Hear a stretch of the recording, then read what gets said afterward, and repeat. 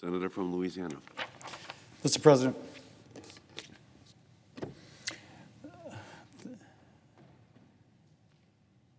the Democratic Party's reckless $3.5 trillion tax and spend reconciliation, their spending spree, will be a disaster for the American family.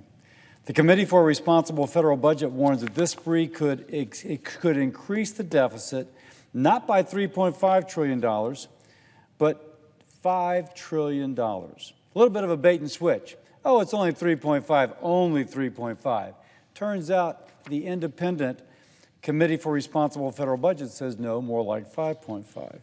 Now today my colleagues have shed light on the many costs of this economic, I don't know what to call it, potential catastrophe. Here are just a few, speaking from the perspective of my state.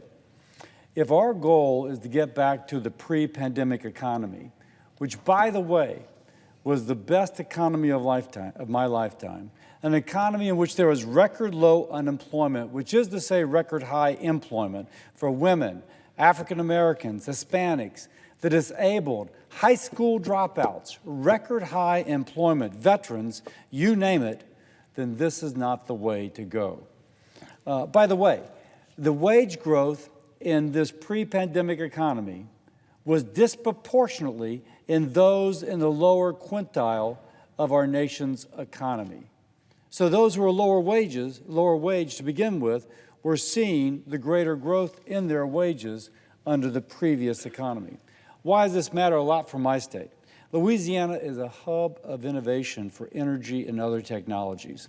Innovation creates jobs, raises wages, puts food on the tables of working families in my state. Congress should encourage that. These are not the PhDs in solar energy. These are the people that produce the oil and gas or use that oil and gas to make the plastics that matter so much to a modern economy. By the way, you can't help but notice the hike in gas taxes, in the price of gasoline that has just occurred. And now they're using the term energy poverty because there's a hike in the price of electricity.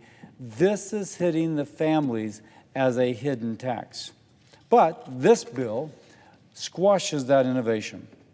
And it is the new taxes and the increased taxes as to how this spending spree is financed. It was once said, the power to tax is the power to destroy. But these taxes are destroying the jobs and wage increases that have been so important to these working families over the last 4 years. And the rhetoric, of course, is that this is about a few tax hikes on the wealthiest of Americans. But what we learned from the Joint Council of Taxation is that 2/3 of these tax increases will fall upon lower and middle-income families. One example, again, House Democrats propose hiking the corporate tax rate to an uncompetitive 26.5%. The wealthy will still be wealthy. Studies show that when you raise corporate tax rates, it translates into lower wages for the employees and lower dividends and stock escalation for the shareholders. Okay, so that's the employee, the operator in the refinery, who shows up to make sure that it runs safely, goes home and helps pay the rent or pay off his mortgage, and it hurts the retiree, who's hoping that her stock portfolio will allow her to live a better life when she retires.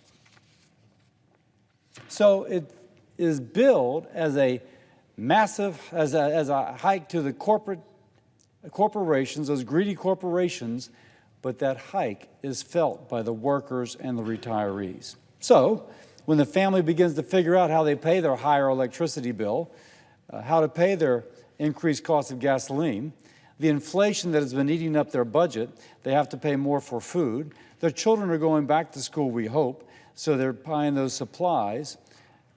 They will not get the wage increase that they had previously hoped for. This hurts the entrepreneur who's trying to start a small business. And by starting that small business, employs other people.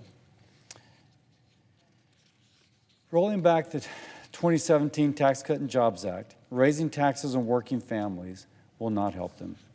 President Biden has proposed nearly doubling the capital gains tax, raising it to 39.5%. Again, who does that hurt?